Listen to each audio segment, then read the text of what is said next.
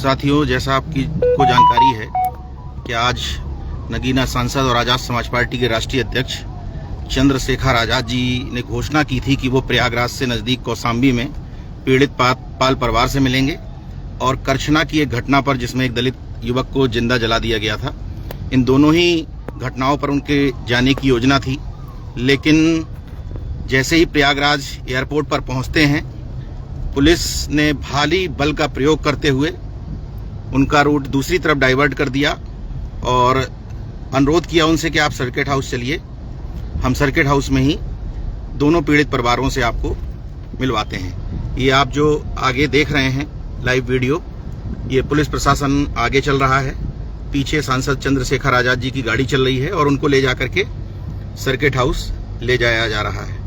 पूरे मामले पर बातचीत करने के लिए मेरे साथ खुद सांसद चंद्रशेखर आज़ाद जी हैं।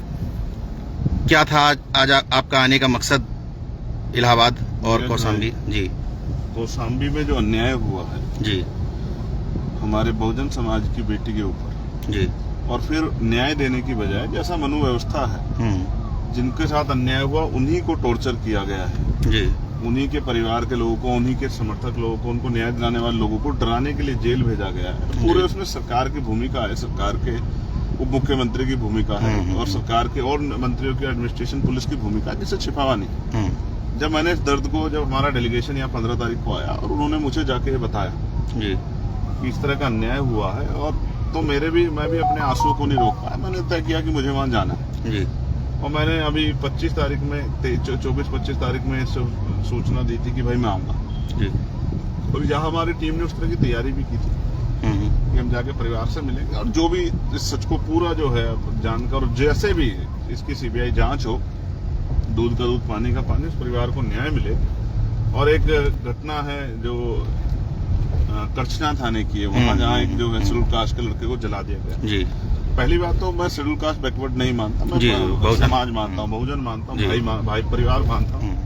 तो मेरे लिए तो दोनों ही परिवार है बिल्कुल। लेकिन मुझे भारी पुलिस बल लगा के और हमारे लोगों को तो आने नहीं दिया एयरपोर्ट पे। कम से कम 700-800 पुलिस जो है वहाँ क्या नाम लगाई गई और मुझसे पुलिस के वरिष्ठ अधिकारियों ने आग्रह किया कि साहब आप जो है सर्किट हाउस चलिए और वहीं बैठ के बात करेंगे। तो मैंने उनको कहा कि मैं बैठ के यहाँ बात करने नहीं आया, मैं तो परिवार से मिलने आया, उनका दुख दर्द जानने आया और कैसे उनको न्याय मिल सकता है इस लड़ाई को लड़ने के लिए आया। तो मैंने उनसे कहा भी अगर आप मुझसे जिद करोगे या इस तरह ये बल लगा के तो मैं यहीं बैठ जाऊंगा धरने एयरपोर्ट पे। तो फिर मैंने उनसे स्पष्ट एक बात कही कि मैं परिवार से मिले बगैर नहीं जाऊंगा। बिल्कुल, ये बात आप जानो, कोई से धारा लगाओ, कुछ भी करो, लेकिन आज मैं अपने परिवार से मिलकर ही उनकी तकलीफ को जानकर उसको कैसे उसको लड़ा जा सकता है, जब तक ये फाइनलाइज नहीं होगा तब तक नहीं जाऊंगा। तो उन्होंने मुझसे कहा कि आप सर्किट हाउस चलिए, हम आपको परिवारों से मिलाएंगे जी। इन्होंने क्या इंतजाम किए, क्या है इनका मैं नहीं जानता, मगर मैंने एक बात उनको स्पष्ट की, हम कानून को मानने वाले लोग हैं, संविधान जी।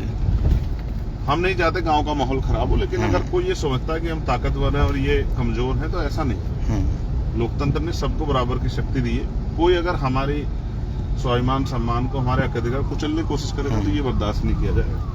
मैंने उनसे कहा कि मुझे परिवार से मिलना है जी। जो वहाँ के लोग आए हैं उनसे मिलना है, उनकी तकलीफ को जानना है, फिर कैसे हम लोग उनको न्याय दिला सकते हैं इस बात पे हमें और अपने लोगों से चर्चा करनी है।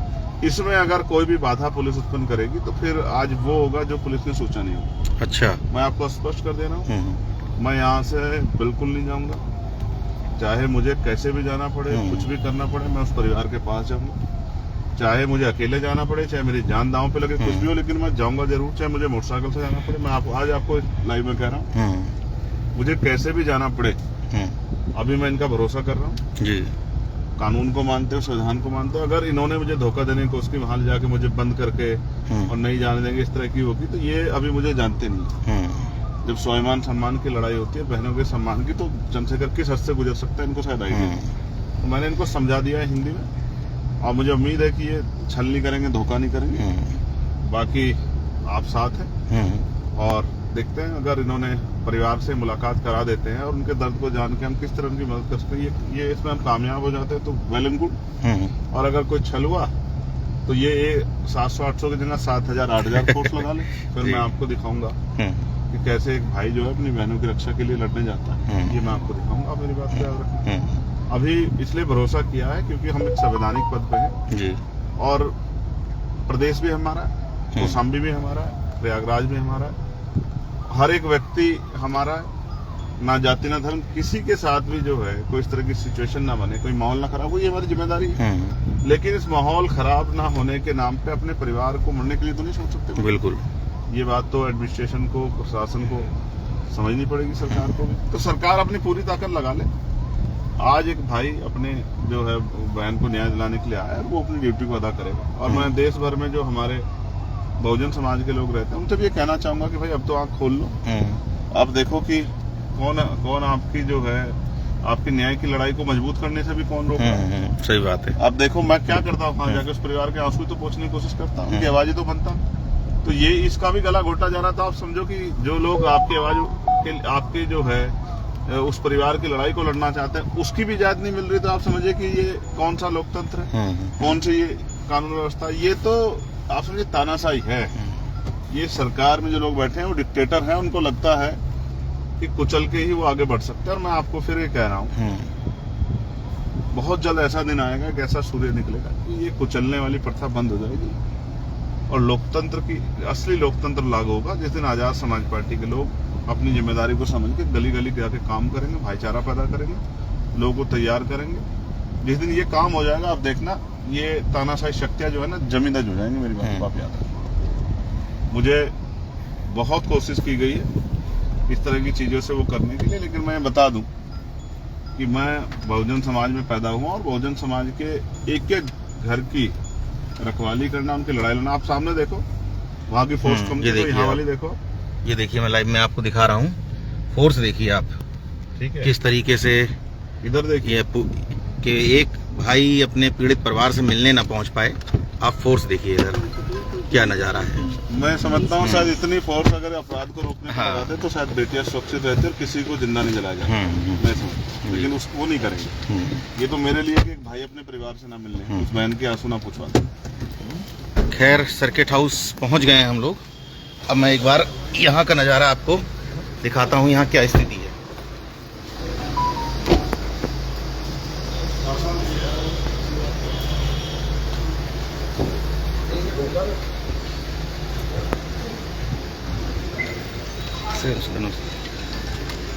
ये आप देखिए सर्किट हाउस की क्या स्थिति है। और सांसद चंद्रशेखर आज़ाद को सर्किट हाउस में रोकने के लिए आप देखो कितना पुलिस बल तैनात है।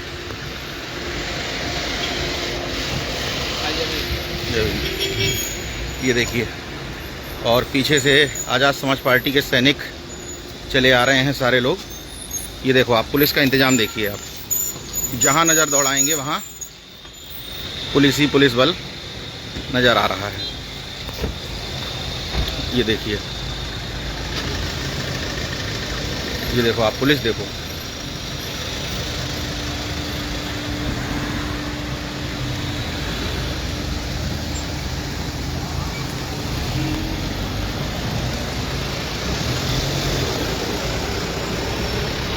पुलिस की गाड़ियां आप देखिए।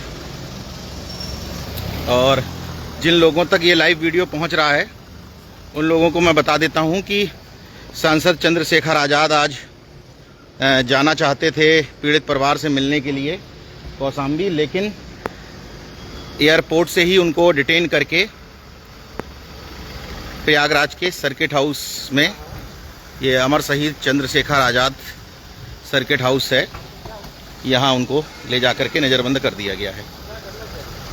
ये देखिए,